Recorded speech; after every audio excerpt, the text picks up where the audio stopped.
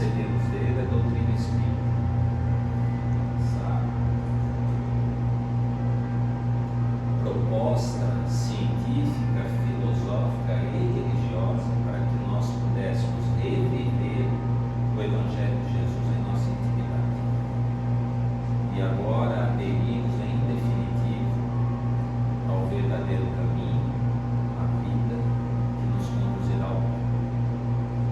Nessa noite, Senhor Jesus, nós rogamos mais uma vez, ser conosco.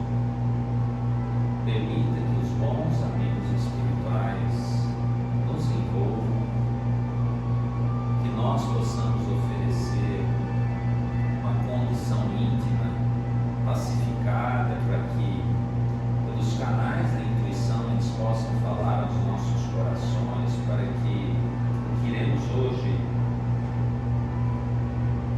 sobre o que iremos hoje aqui conversar, isso realmente faça sentido para os nossos espíritos.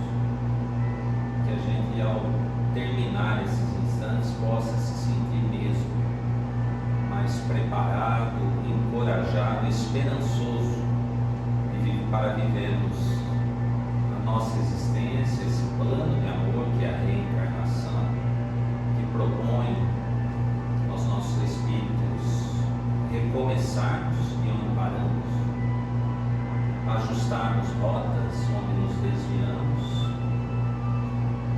enfim, Senhor, nós sermos mais dignos da condição de filho de Deus.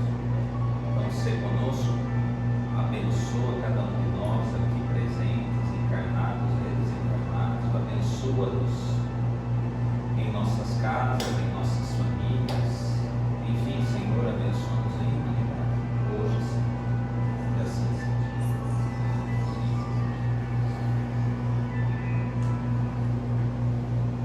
Bom, gente, o plano original não era para eu estar aqui hoje, mas o Tuca teve um compromisso aí ligado à Santa Casa, às atividades dele, não podia ser aliado, então vamos junto aqui tentar aproveitar um pouco mais, né, desse momento em que foi proposto para todos nós aqui, que a gente poderia chamar de um seminário, né? Mas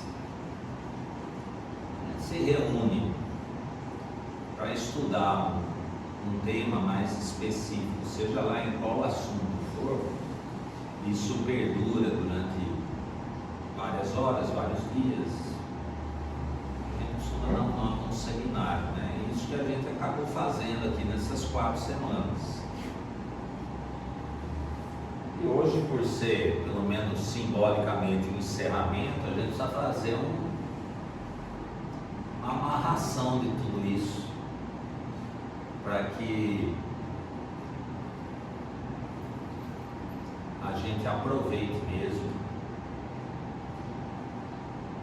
porque certamente mesmo nós não estamos mais no tempo de sentarmos em cadeiras ou irmos num palco para falar, ouvir, levantarmos, ir para casa e acabou. Com certeza isso não deu certo, porque não é de hoje que nós fazemos isso, né? Então pode até ser desejável, né? Importante, a gente não está aqui desmerecendo o papel que isso teve nas nossas existências passadas, nessa, mas nós não podemos mais ficar presos nesses atavios, porque a gente é mesmo hoje, especialmente através da doutrina espírita, a gente não pode mais ficar na dúvida, né? De que os espíritos que caminharam foram aqueles que fizeram, não foram aqueles que ficaram ouvindo, né? Então a gente precisa fazer esse esforço entre nós aqui mesmo, né? porque essa tem sido talvez uma das nossas grandes dificuldades. Como transferir instrução para a prática ativa. Nenhum de nós aqui tem grande dificuldade de compreender as ideias que foram apresentadas. O próprio Evangelho nos fala isso, né? Então o trecho vai falar, mas o negócio, a doutrina espírita é um negócio difícil de entender? Não, é bem fácil. A questão está na aplicação, na aplicabilidade dessas ideias. Essa tem sido nossa dificuldade. E isso obviamente vem desde os tempos lá, para a gente começar a juntar, de Jesus com as parábolas, né? Porque que ele ensinava assim, a gente tinha muita dificuldade.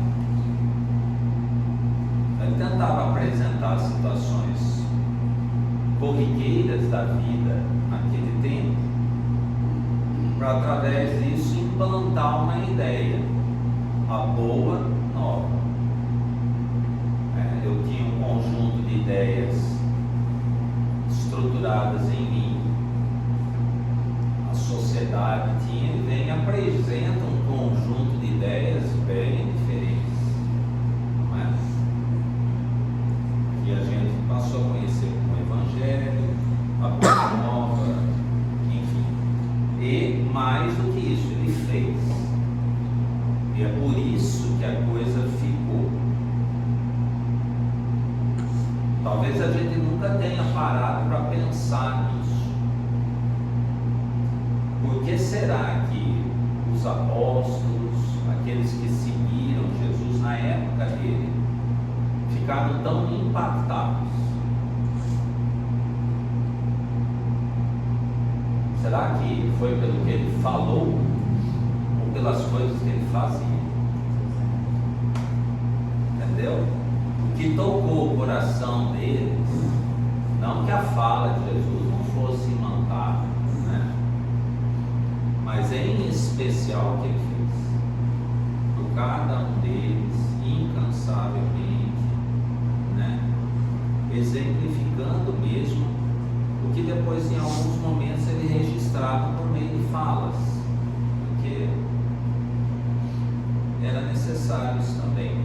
O Emmanuel esclarece isso para a gente, né? Que há 3 meses a gente transmite instrução para o outro, né?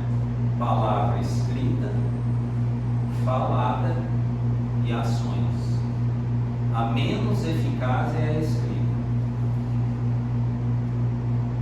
e a mais eficaz são as ações, estão lá no pensamento de vida. Então, e ele não tirou isso da cabeça dele, tirou porque o modelo ele observou a história de Cristo e viu, é isso que funciona, porque Jesus deixou o que é escrito de si mesmo. Sério? Por que será? E pelo que ele fez já seria suficiente, e deixaram algumas falas que os outros registraram. E nós aqui então, labutando nessa parábola aqui do semeador, que eu falei lá 3, 4 semanas atrás, a Lu falou, e nós já entendemos, né, que o semeador por excelência é Jesus, certo? Mas só ele pode ser o semeador. Quem pode mais? Então vocês não sabem tudo que eu vou falar, não tem mais nada. Entendeu?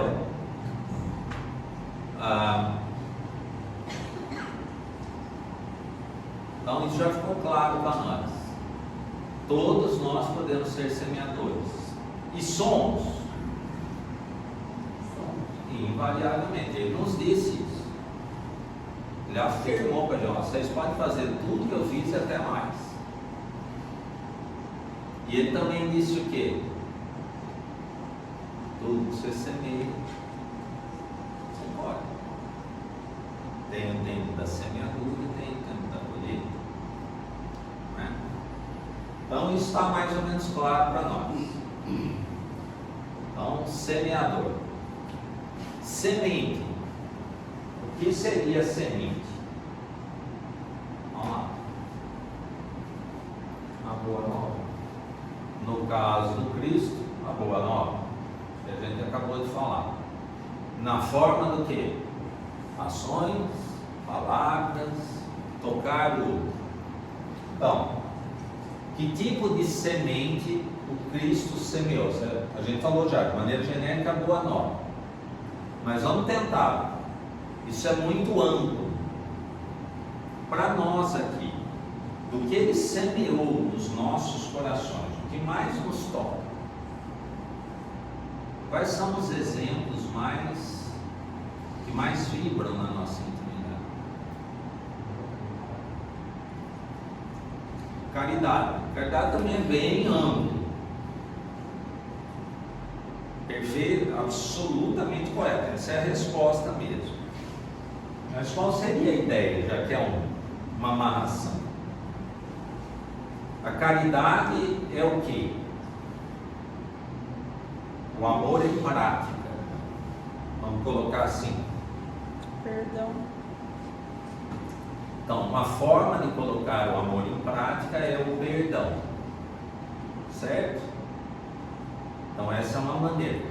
De que maneira eu me sinto? Porque agora tem que ser íntimo em nós. A pergunta não é pergunta de escola para a gente responder e acertar.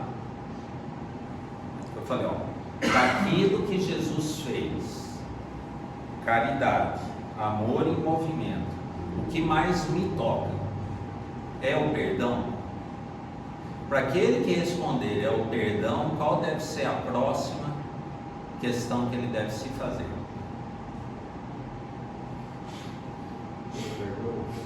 Amar o próximo. Por que o perdão me toca tanto?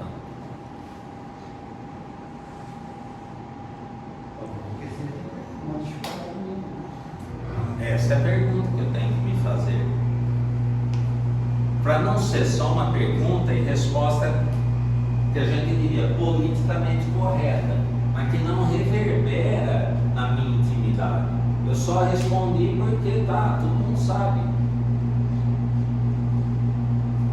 Na verdade, daria até para a gente ir adiante, né?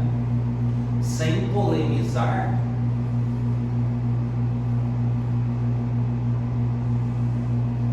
Será que Jesus perdoou?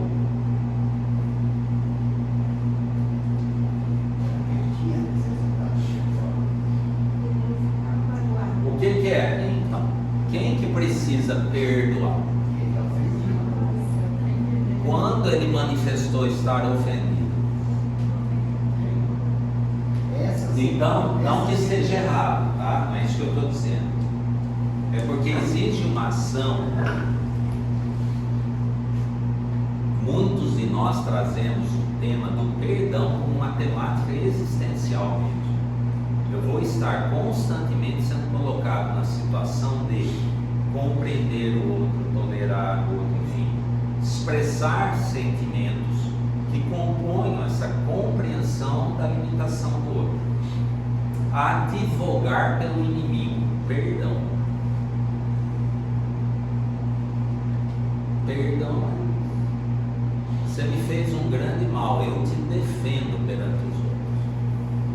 Perdão. Então, nesse sentido poderia ser. Mas qual é? Se eu perdoei você, talvez seja isso a delicadeza, a sutileza do Cristo para nós. Qual é a próxima ação depois que eu perdoar você que eu devo fazer? Comigo.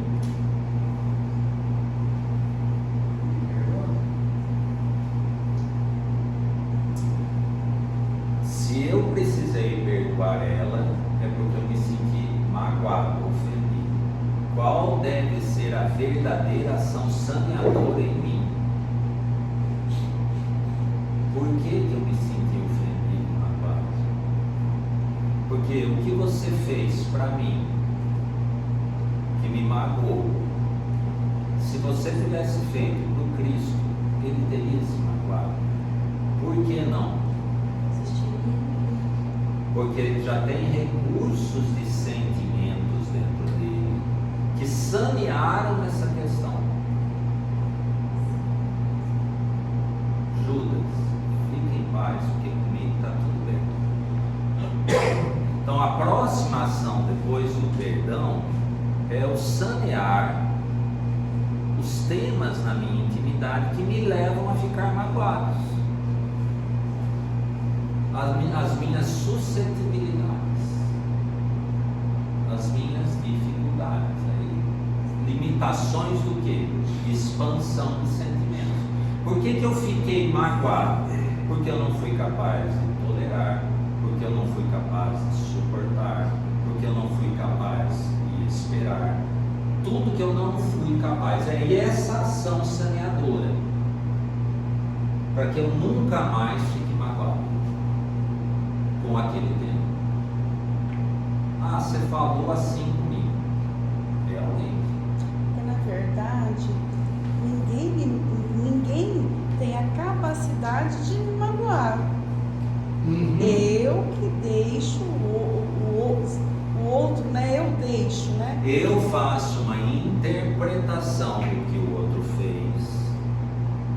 Eu capto o movimento seu em minha direção. E a hora que adentra aqui, eu dou interpretações daquilo que resultam em uma forma de pensar, sentir e agir. Outro pegaria o mesmo estímulo, sem tirar nem pôr, e interpretaria os seus conteúdos e falaria: nossa, vou compreender ela. Judas tem tudo bem. Você precisa se perdoar. Você entendeu a diferença? E essa é a sua. Então a gente tem que admirar realmente, sentir-se, porque às vezes esse é um tema para nós. Por isso que é muito íntima essa resposta. Porque a semeadura tem ocorrido da boa nova, né? Qual que é a semeadura básica? Ama teu próximo como a ti mesmo. Para depois amar o outro como eu amo sempre. E no caminho não esquecer que precisa amar o inimigo. Porque só amar quem seja ama não tem ganho mais não.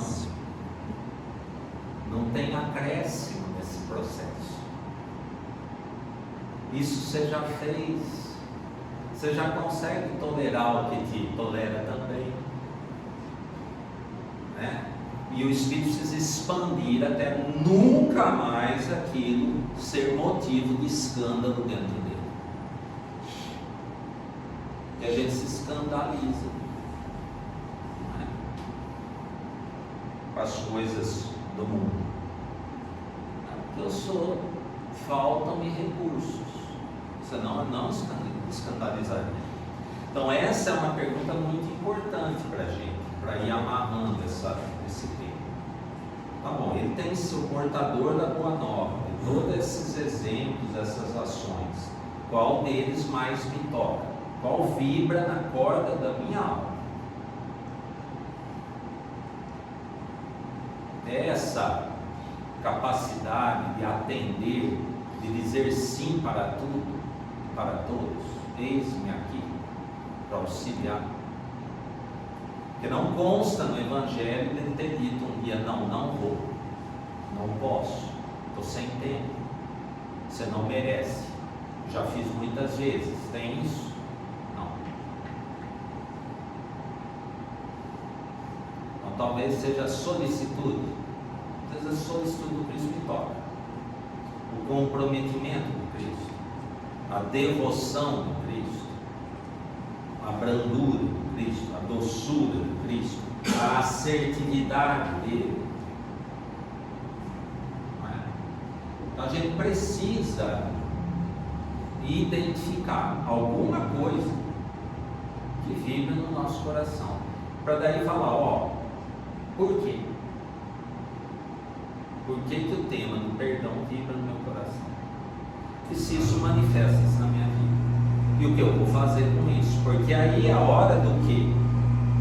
A gente viu, a semente é semeada em todo tipo de solo, certo? Já foi também sempre colocado aqui, que tipo de solo tenho sido eu?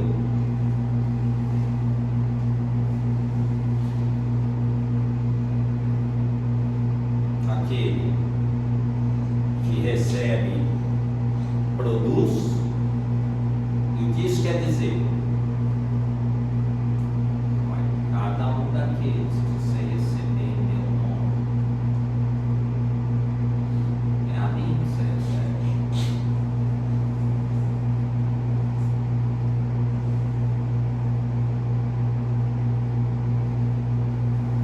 Esse é o que está pronto para produzir e ter as suas próprias sementes para semear.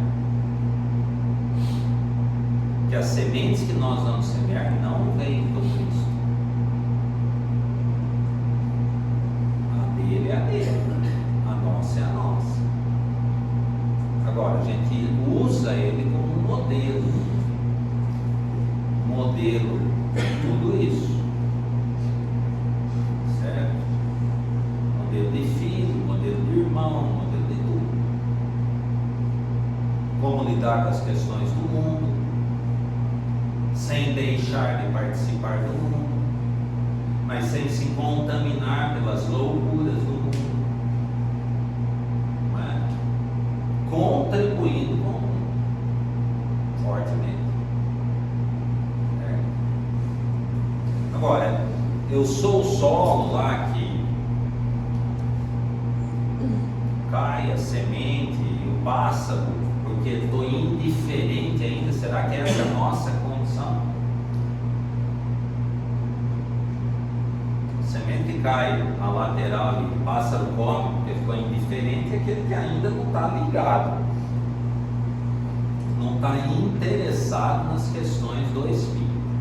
Creio que não é a nossa condição, senão, se algum estiver aqui hoje e está indiferente, está na hora de tomar remédio,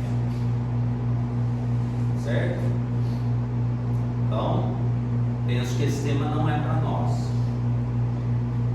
Se nós não somos esses indiferentes e ainda não somos aquele solo extremamente fértil e produtivo, nós podemos estar nas outras duas categorias, certo?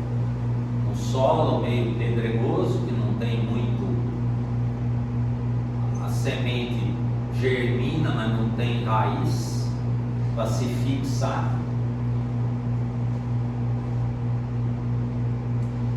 Como é que a gente poderia sentir isso? Vai passar vai dar uma pistazinha para nós, né? Aquele que recebe a semente em meio de pedras é o que escuta a palavra. Olha, eu já não estou indiferente, estou interessado, eu escuto, e que a recebe com alegria. Olha, estou encaixando, eu me sinto alegre ao receber essas instruções num primeiro momento. Sai bem empolgado, mas não tendo raízes, dura apenas algum tempo. A gente brinca lá na terra de Ismael, passou da porteira, acabou.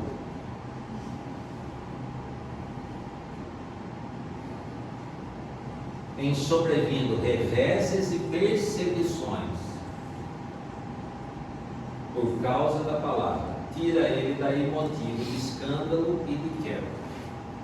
Então, será que eu estou nessa condição daquele que já está interessado, entende, sente-se motivado no primeiro instante, mas quando as dificuldades se apresentam, a ingratidão do outro, a rigidez do outro, a indiferença do outro, a deslealdade do outro, os reveses.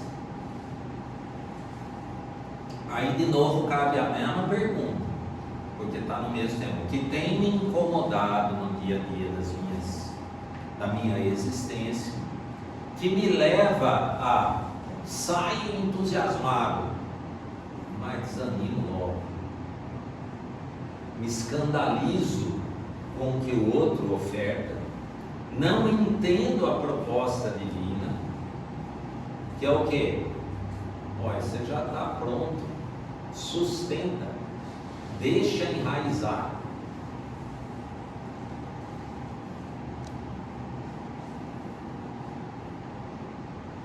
Porque não cabe, se eu encontro o indiferente e eu o abandono, o que eu estou sendo? Indiferente.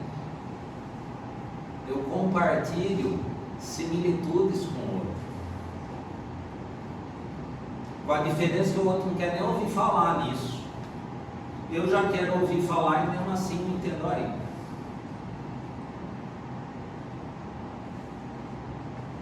Então eu não posso me tornar rígido à proposta divina para mim, porque eu não vou aprender a perdoar com quem nunca me magoou. Mas se botar Jesus com meu irmão, não tem jeito dele. Eu não vou ser solo para crescer, no sentido de produzir. Eu vou ser aquele que vai estar só começando a semear. E eu preciso sair desse momento em que eu só quero receber para querer dar. Porque é isso que quer dizer aqui, ó. Escuta a palavra e quer receber com alegria no primeiro momento, ó. Semeou, deu uma germinada, mas daí eu deixo a coisa morrer quando encontro essas dificuldades que eu interpreto como sendo o outro. Ó, eu sei que não deixa eu ir adiante, deixa eu trocar, pegar um outro mais fácil. Aí o outro mais fácil também não dá certo, até a gente um dia cair em si que o que não é fácil sou eu mesmo, só endurecido.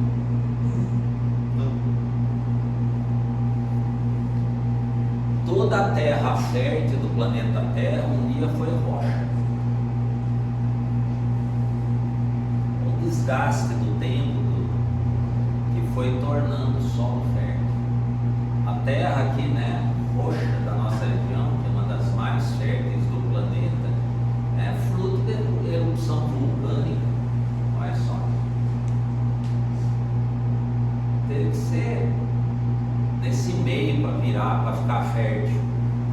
Passou pelo inferno do fogo. Mas nós não, a gente quer chegar no céu, só é ilusório. Para daí a gente ir para outra parte, né? Então, não, eu não sou assim. Então, será que então eu sou aquele solo que recebe a mesma semente da Boa Nova, com todos esses exemplos e propostas? Ouço a palavra, também estou interessado, né? Não estou indiferente, mas logo as ilusões, que é o espinheiro, aí eu me perco, abafo. Quais são as ilusões que mais entorpecem a gente?